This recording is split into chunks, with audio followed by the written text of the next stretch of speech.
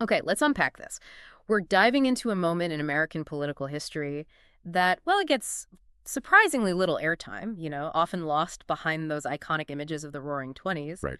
But what if the reality of the 1920s was far more complex, and that complexity was vividly captured in the presidential election of 1924? Absolutely. When you picture the 20s, yeah, it's easy to default to flappers, jazz clubs, widespread prosperity.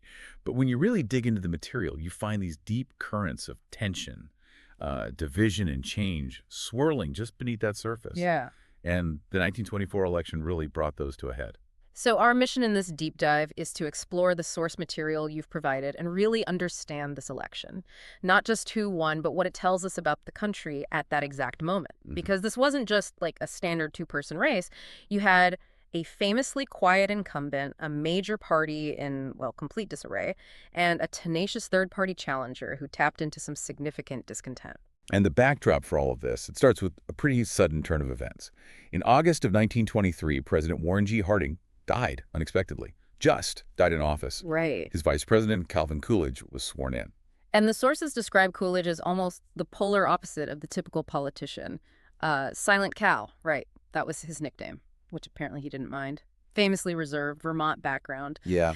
It seems counterintuitive, maybe, but the material suggests this quiet, kind of stoic nature became a real political advantage for him. Why was that? Well, think about the context. Harding's administration had become increasingly tainted by scandal. Teapot Dome being the most infamous one. Huge scandal. Huge. And in that environment, Coolidge's perceived honesty, his stable demeanor, almost untouched by all that muck, it felt incredibly reassuring. People were just weary of corruption. So he projected this image of quiet integrity. Exactly. That quietness became a strength. It's fascinating how silence could become a symbol of trustworthiness. And his policy approach seemed to match that quiet confidence, didn't it? Fiscal conservatism, lower taxes, a limited view of government intervention, basically letting free enterprise flourish. Exactly. And that approach, it aligned perfectly with what was becoming known as the Coolidge prosperity. After the upheaval of World War I and all the social unrest that followed, there was this widespread yearning for normalcy, stability. And people just wanted things to calm down. Right. And Coolidge embodied that. He was seen as the calm guardian, just letting the economy boom. His slogan, "Keep cool with Coolidge," it wasn't really a call to action. It was more like a message of reassurance. Hey, things are good. Just stay the course. So you have this image of stability and quiet confidence coming from the White House. Now let's pivot dramatically to the state of the Democratic Party trying to challenge him.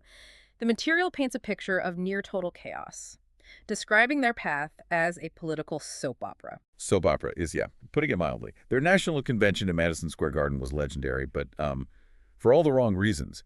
It stretched on for a staggering 103 ballots. That's a record. 103. Yeah. And this wasn't just a policy debate. The sources make it clear it was a deep, bitter fight over the very soul of the party. And the divide was stark, wasn't it? On one side, you had the urban, largely Catholic forces opposing Prohibition, rallying around New York Governor Al Smith. On the other, a rural, predominantly Protestant Prohibition wing, which significantly, and the material notes, this included elements tied to the Ku Klux Klan. Right. And it's important to remember the KKK was a powerful force within Democratic politics in the 1920s, particularly in certain regions. Yeah. That tension created an absolute stalemate. Just deadlock. Complete deadlock. The atmosphere was thick with animosity. I mean, can you imagine being in that hall day after day, ballot after ballot, neither side willing to budge? The sources vividly describe it as a political cannibal feast. It was brutal. It sounds exhausting, let alone politically damaging. So after 16 grueling days, they finally compromised on John W. Davis. Who was he? What did the sources say about his selection? Davis was, well, he was a respected corporate lawyer from West Virginia, a former ambassador to the UK, polished, intelligent, good speaker.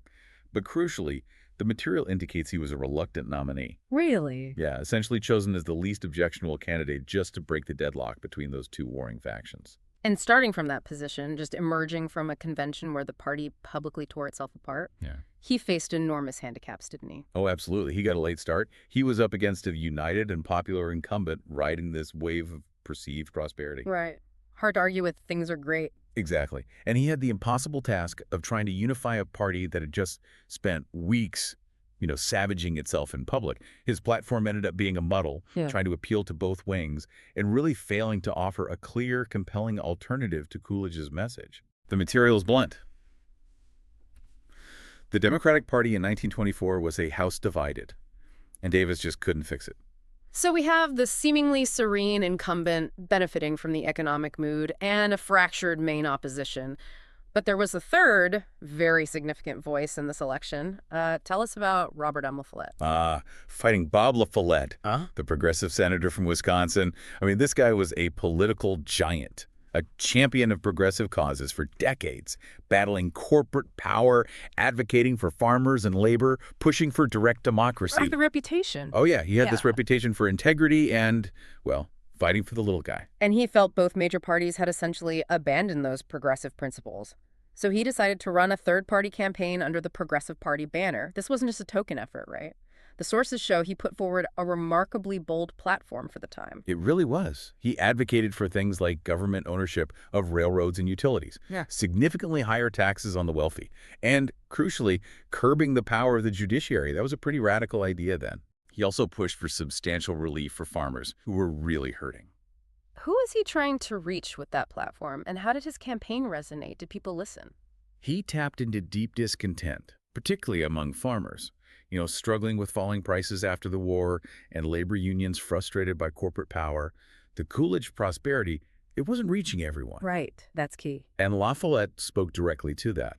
The material highlights that while he faced the typical, uphill battle of a third party, his campaign ignited a passionate following.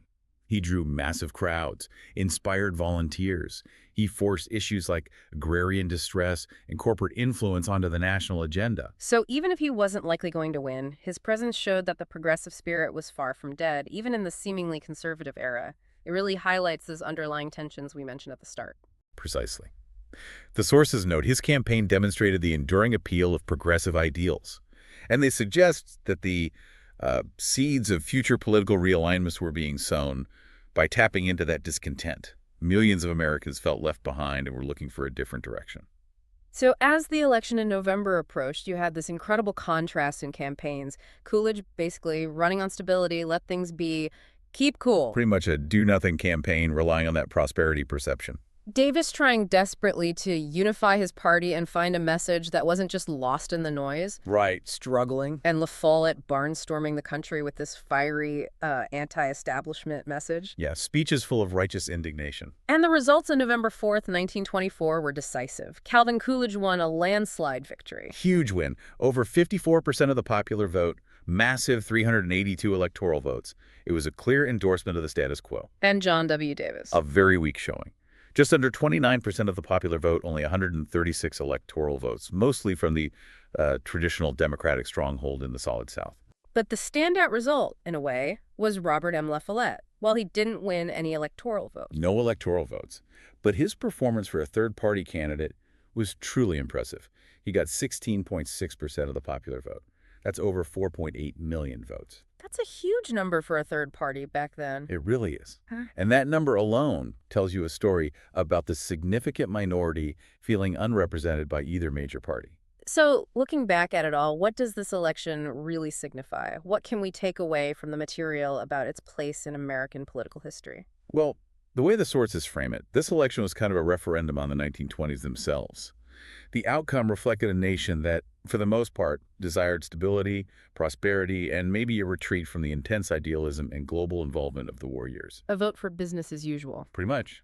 Limited government, perceived good times, keep things humming along. It certainly marked a high point for Republican dominance in that decade. What did it mean for the other forces at play? The progressives, the Democrats. For the progressive movement, well, it was a setback in terms of immediate electoral victory, obviously. But La Follette's strong showing demonstrated that their core ideals remained relevant to millions of Americans who felt left behind by the boom. It wasn't over for them. Not at all. And for the Democratic Party, it was a stark, really painful wake-up call about their deep internal divisions. They absolutely had to address those fractures if they hoped to compete nationally again. And those underlying tensions we discussed, the struggles of farmers, labor unrest, the progressive calls for reform that La Follette championed, They didn't just vanish after the election, did they? No, not at all. The material shows these issues just continued to simmer beneath the surface of the Coolidge prosperity. They didn't go away. They simply waited. Waiting for what? Waiting for conditions to change. And when the economic conditions dramatically changed with the onset of the Great Depression just a few years later, those same tensions would surge right back to the forefront. And fundamentally reshape American politics. Absolutely. Mm-hmm. Bringing many of Follette's ideas, the Yeah. ones that seem radical in 24, back into serious consideration. So the 1924 election, often overlooked, really serves as this complex snapshot of American evolution. It highlights the powerful appeal of perceived prosperity, even if the economic foundations were perhaps shakier than they appeared. Mm-hmm. And it shows us the persistent, sometimes forgotten battles for the country's future being fought by those who weren't sharing in the good times. It was, as some material describes it, a moment of calm before a storm that would change everything. A fascinating period indeed. Yeah. Calm before the storm is a good way to put it. It really is. And it leaves you considering, doesn't it? How might moments of widespread perceived prosperity potentially mask significant underlying tensions and divisions? Tensions that can just dramatically reshape politics when economic conditions eventually, inevitably change? Something to think about long after the party's over.